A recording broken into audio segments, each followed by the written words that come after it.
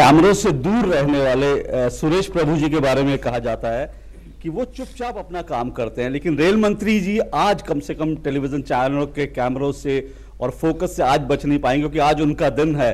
आज उनको बजट पेश करना है, पहला बजट है। रेल मंत्री जी हमारे साथ हैं, उनके पूरे परिवार के साथ इस वक्त ब्रेकफास्ट पर हैं और बहुत सारी चुनौतियां हैं। रेल को पटरी पर लाना है। प्रधानमंत्री नरेंद्र मोदी का भी खास तौर पे फोकस जो है हमेशा रेल रहा है। उन्होंने भी रेलवे पर बहुत जोर दिया है और देश की एक्सपेक्टेशन तो हमेशा रेलवे से रहती है। मैं सुरेश जी के पास जाऊं उससे पहले उमा जी हमारे साथ है, क्योंकि उमा जी रेल मंत्री सुरेश प्रभु जी की पत्नी हैं और साथ साथ पत्रकार भी हैं। तो पत्रकार होने के नाते मैं जरूर उमा जी ये जरूर आपसे जानना चाहूंगा, आज सर का दिन है, सुरेश प्रभु जी का दिन है, सबका फोकस रहेगा, तो आपको भी लग रहा है कि आज उनको कुछ ज्यादा सतर्क हैं, बल्कि आज सुबह से ज्यादा उनको चिंता है, उनकी सबकी निगाहें उनकी तरफ हैं, तो आपको लगता है कि आज का दिन उनके लिए बहुत खास है?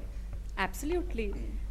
Like everyone else, all the train travelers, I too have a lot of expectations from this budget. And having seen him work overnight, he has not even met us, you see. So I'm sure at least, he's trying his level best to do whatever he can do, yeah. जब आप बात चलती तो आपके सपनों की train, आप भी ट्रेन से बहुत ट्रैवल करती है और आप एक जर्नलिस्ट भी, एक जर्नलिस्ट जो है हर चीज को बड़ा अंदर तक झांकता है और उसमें जो है कमियां निकालता है, और ये काम होता है जर्नलिस्ट की, जिम्मेदारी होती है। आम लोगों की जो नब्ज है, जर्नलिस्ट की नजर उस पर रहती है, उस पर हाथ रहता है। तो एज ए जर्नलिस्ट होने के नाते और सुरेश जी की पत्नी होने के नाते आपकी जो सपनों की ट्रेन है वो कैसी है? See, I would love as a passenger, amenities होनी चाहिए, you see, cleanliness होना चाहिए, अच्छा food होना चाहिए, and I'm sure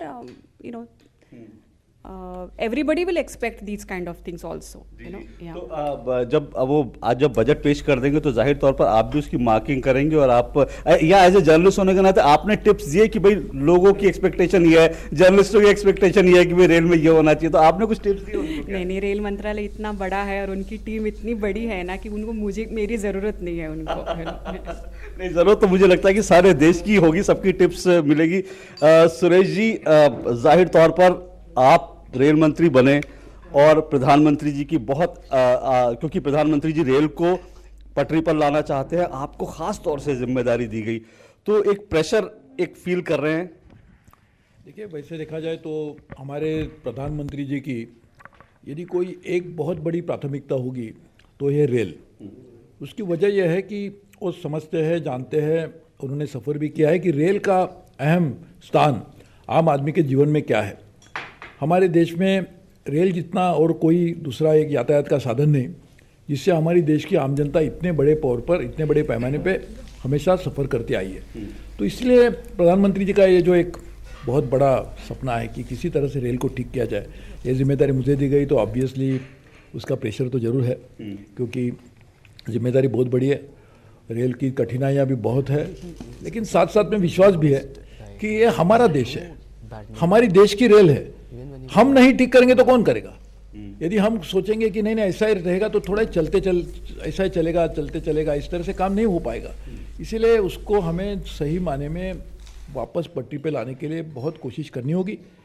काम बहुत कठिन है, ये भी मैं जानता हूँ, लेकिन कोशिश तो करनी चाहिए, उसको लाना ही चाहिए, क्योंकि हमारी देश की संपत्ति है, देश की आम जनता के लिए ये काम करने की आवश्यकता है। इसके लिए हम पूरी तरह से जोर लगा के सब लोग मिल के काम करके इसको ठीक पे लाने की पूरी कोशिश करेंगे। दो चीजें, अगर प्रधानमंत्री जी की बात करें तो जब रेल की जब कभी भी उन्होंने बात की है तो उनके सपने जो रेल को लेकर है वो साफ तौर पे दिखते हैं। जैसे उन्होंने सफाई की बात करी, देश में साफ सफाई की, ट्रेनों में लेकर लोगों की एक्सपेक्टेशन रहती है भाई साफ सफाई बहुत होनी चाहिए। मेक इन इंडिया के प्रधानमंत्री जी ने जिक्र किया, ट्रेन के ऊपर एक बड़ी जिम्मेदारी होती है, कैसे इंडियन मैन्युफैक्चरिंग को ट्रेन के सेक्टर में बढ़ाया जाए।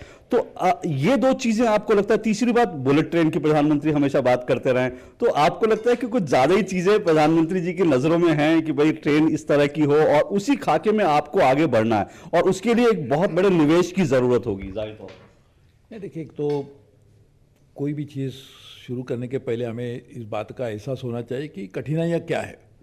आप डॉक्टर के पास जाते हैं, डॉक्टर आपको सबसे पहले देखता है कि मरीज़ को किस वजह से बीमारी है। बीमारी का निदान ठीक तरह से नहीं किया जाएगा तो उसके ऊपर जो इलाज करना है वो भी ठीक नहीं होगा। तो अभी आप बीमारी का कारण ढूंढते हैं तो ये पता चलता है कि देश में रेल की स्थिति को ख़राब होने की जो अलग अलग वजह है, उसमें से एक वजह ये भी है कि हमने जिस तरह से रेल के ऊपर ध्यान देने की आवश्यकता नहीं दिया। हमारे शायद ये पहले प्रधानमंत्री है कि पूरी तरह से रेल को ध्यान में रखते हुए रेल के माध्यम से देश का विकास करने का सपना देख रहे हैं। कुछ लोगों ने सोचा देश का सपना होगा उसमें रेल भी, लेकिन रेल ही विकास का एक साधन बन सकता है। एक नया सिद्धांत मैं मानता हूँ हमारे प्रधानमंत्री जी ने देश के सामने रखा और ये असलियत में सही है। यदि रेल का विकास होगा देश का विकास होगा, रेल सही होगी देश सही होगा। तो मैं मानता हूँ कि हम उस बात को ध्यान में रखते हुए काम करने की आवश्यकता है। अभी बजट में क्या होगा आपको बहुत जल्द कुछ समय में पता ही चलेगा, लेकिन बजट एक साल में एक इवेंट होता है। 365 दिन का 365 दिन में एक दिन रेल का बजट का होता है, लेकिन रेल के बजट के दिन काम करके उसको छोड़ देंगे ऐसा नहीं हो सकता। रेल के बजट का दिन एक नए सफ़र की शुरुआत हो सकती है, लेकिन सफ़र इतनी लंबी है कि वो शुरू की गई सफ़र एक साल में पूरी नहीं होगी। इसको भी ध्यान में रखते हुए लंबी सफ़र का सपना है, ये ध्यान में रखते हुए कठिनाई आएगी उसको ध्यान में रखते हुए। जैसे हम घर से निकलते लंबा सफ़र है तो माँ कुछ खाना बना के देती है, पत्नी और कुछ खाने को देती है, तो ये सब साथ में रखना होगा। वो सभी मुझे लगता है हमारे साथ में जब सफ़र में लंबी सफ़र होगी तो काम में आएगा। तो मैं मानता हूँ फिर मेरे लंबे सफ़र में क्या मेरे साथ में होना चाहिए, आप सबकी शुभकामनाएं होनी चाहिए।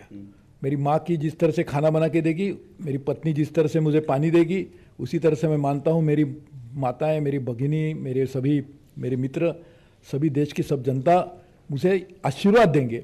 आशीर्वाद देके मैं सफ़र में चलूँगा तो मैं मानता हूँ कठिनाई जब जब आएगी उस आशीष के साथ में हम उसको उनके लोगों के साथ में मिलकर उस कठिनाइयों को दूर करने में कामयाब होंगे। आपने बिल्कुल सही कहा, एक बजट का तो एक दिन होता है, बाकी तो पूरे दिन रेलवे जो है 365 दिन काम करती है, रोज रोज चुनौतियां होती हैं। लेकिन बजट में जब होती है तो एक दिशा समझ में आ जाती है कि किस दिशा में हम आगे बढ़ रहे हैं। रेल की जब तक बात हम करते हैं, हमें याद आता है एक दौर वो भी था देश में 10-10 साल तक ट्रेन का किराया नहीं बढ़ा और एक पॉपुलिस्ट मेजर लेने का एक साधन हो गया था कि भाई रेल से कैसे वोट बटोले जाए, इस तरह की चीज हो गई थी। आप बड़े काम करने के बारे में आपका बारे जाता है, आप टू दी पॉइंट काम करते हैं, बहुत ज्यादा आप इधर उधर नहीं करते, पॉपुलिस्ट चीजें नहीं, बल्कि जैसे कि है कि ट्रेन को पटरी पलाना। अब इसी में अगर मैं बात करूं तो 24,000 करोड़ की सब्सिडी है, जो योजनाएं इतनी सारी घोषित कर दी गई हैं, आपने कहा जाहिर तौर पर उन योजनाओं को पूरी करना चुनौती है। 300 उसके लिए कहा जा रहा है कि 2 लाख करोड़ का आपको पैसा निवेश चाहिए।